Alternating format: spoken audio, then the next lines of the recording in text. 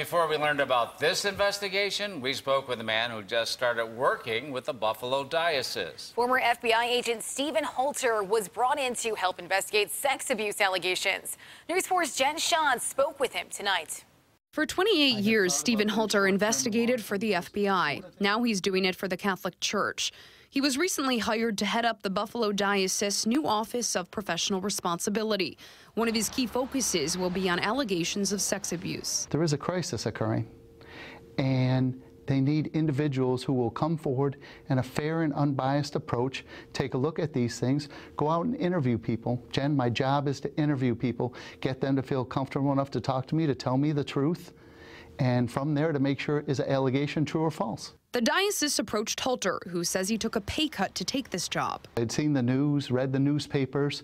I knew that there was some issues that had arisen, and that's when I first started thinking, hey, I think I could help with that. He's working with the state AG's office, which launched a civil probe into dioceses across New York State back in early September. Part of that probe is looking at whether or not church leaders covered up alleged abuse. How would you characterize that? I mean, was there a cover-up?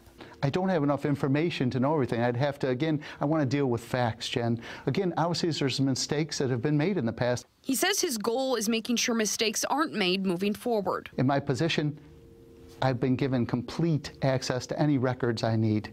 I have not been restricted in any way, shape, or form to review anything which is necessary for my position. Are you looking at a diocese saying they're doing it right? Let's mirror what they're doing. What I'd like to say is come back and talk to me in a few months and I'll tell you it's a Buffalo Diocese. So you're confident in saying that within a few months you feel like Buffalo could be a national model for how these allegations are investigated? That's what I'm trying to do, yes. Back in March, before Halter joined the Buffalo Diocese, it released the names of 42 accused priests.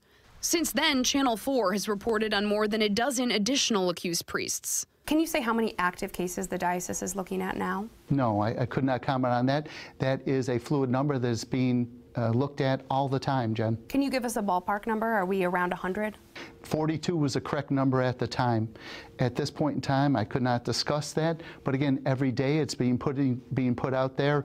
Information is being provided to the State Attorney General's office, which I'm sure you know. Have you given the Attorney General's office a number? We've given them records, and again, we're in the process of determining what the amount is. But again, that number is always going to be fluid, right? It's always going to change a little bit. And as we receive more information or more allegations, the number is going to rise. Halter says a new list will be released in the near future. Jen Shantz, News 4.